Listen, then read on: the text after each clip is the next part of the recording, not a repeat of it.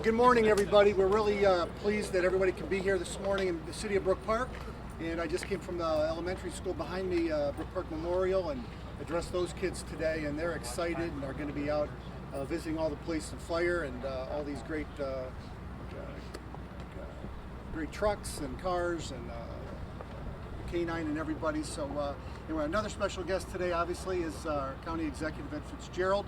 We're real happy that he came out this morning just to share a great story with preparedness. So emergency preparedness. Ed? Sure, I'm going to be pretty brief, but I appreciate you coming out here. But what you're seeing behind me with all this equipment is really the physical representation of how serious this county takes emergency management. And when people ask questions sometimes about, well, what's different about the way the county is trying to do emergency management, or how is federal money really being used locally, this is the answer. This is the physical answer. The equipment that you see here is what's going to help us, by using our federal funds, help us respond the way we need to be able to respond to an emergency situation.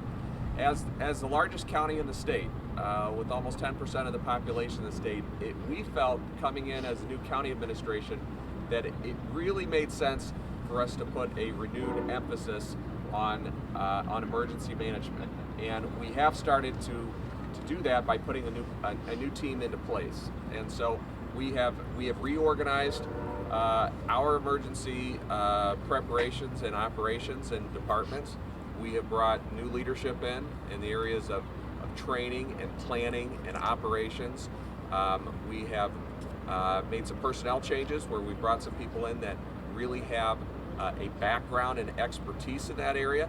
And then we're also working with the men and women that are dealing with this on a daily basis on the front line, so to speak. And those are the gentlemen that are behind me from the fire departments and the police departments that are going to be facing these situations.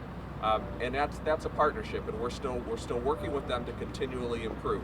We just have a very basic goal, and that is that because we are the largest county, because we are considered by the federal government to, if there were to be any type of terrorist situation, we would be one of the areas that would be targeted.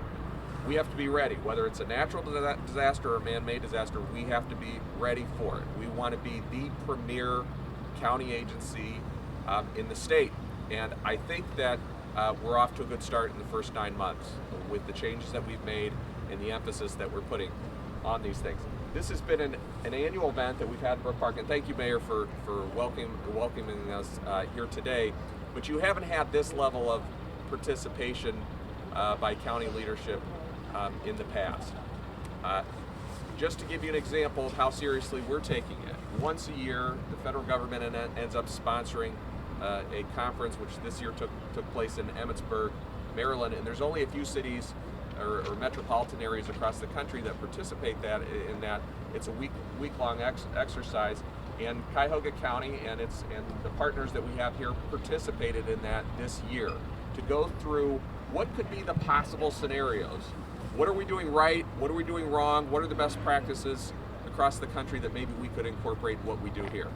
So we're not perfect yet, but we are taking it very seriously. I think that's what the public expects, and we have some great partners in law enforcement and public safety here behind me that I think are going to help us get there.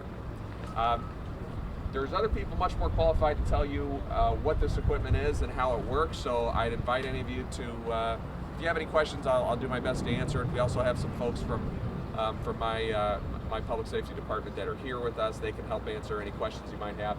And then regarding anything with the equipment, I'll leave that to people that actually know what they're talking about when it comes to that. Any questions that you want to bring up now, though? Yeah, and you said you got new team leaders in place for training, planning, and operations.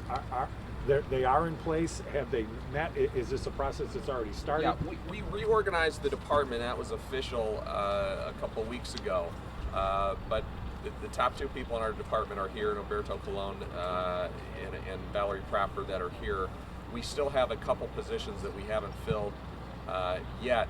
What's different is that we're trying to find people that really have expertise in these various areas, and like a lot of the other decisions we're making in the county, we're trying to set a very high bar in terms of what our expectation is, so that the people that we're hiring to run this department have extensive backgrounds in either military, fire, police, emergency response, and so forth. Sir, So that Yeah. work is just starting. We've had some of those pieces have been in place, but we're almost completely done with our reorganization internally of the department. sir, with so many departments, what are your thoughts on avoiding costly duplication of equipment, particularly with the bigger agencies like Cleveland? Well, we're always trying to push for shared services and regionalism, and we do. The county has some leverage over that because we have federal funds that we have some say over in how they're dispensed, and so we're always going to be working with the partners. What we can't do is we're not going to be able to dictate to local communities exactly how they're going to do their emergency response, but there are opportunities, I think, to share additional resources, especially with what's been going on with the state budget, which has affected everything that these guys do behind me, and also even federal funds that have been cut back. So we're looking at examining that, not just in public safety, but across the board. So we'll continue to do that. Yeah. So is there more interaction between the county and the 59 municipalities, police and fire agencies now than there was under the old county organization? There is, and there's more interaction between us and the cities, I think, in just about every area. I mean, we don't have a week go by, and Mayor Elliott knows this. He's probably tired of seeing me. He got to see me yesterday morning too, because we're interacting very frequently with the Mayors and Managers Association. As you know, there's been a couple disputes where we're trying to mediate disputes between cities or help them if they're talking about mergers, whether it's in the public safety area or otherwise. And we've also taken, I think, a more aggressive role when it comes to trying to coordinate public safety. Now, a lot of that is still a work in progress. And any time that you're going to engage with 59 different cities, there are going to be disagreements, and there will be disagreements, I'm sure, between what our approach ends up being and what an individual city might like. But there's no way that anybody could say that the most rational way to respond to an emergency is to have 59 different strategies. There has to be an overall coordinated strategy, and I think we're getting much more on the same page. You know, this is just we're here just a couple weeks after September 11th. There were certain expectations of public officials after that incident because of the chaos that ensued after that terrible event. And as my staff here knows, that's what I always come back to. When we talk about these issues, we say, are we getting to what those high expectations were after that event happened? And that means everybody is going to have to give a little bit, and we're going to be there to be at the table with them and try to make sure that if, God forbid, something like that should ever happen in the Cleveland area, people will say the Cleveland area really got it right. What do you think is the biggest deficiency that's been corrected so far? The biggest what? The biggest deficiency that's been corrected so far as far as emergency management goes? You know, internally, I can speak. I don't think we've changed the entire system yet countywide, so I'd say it's premature to say countywide something has gotten changed radically. We've brought a different degree of professionalism within our own department, and our own department is actually smaller than it was before. Now, you can do more things with fewer people if you put the right people in place. So we've actually cut some staff, we've added some staff back, but I think it's a big improvement. Thanks for coming out. Yeah. Have there been Yeah. layoffs in the EMA? There's been layoffs overall in what used to be called Justice Affairs. Okay.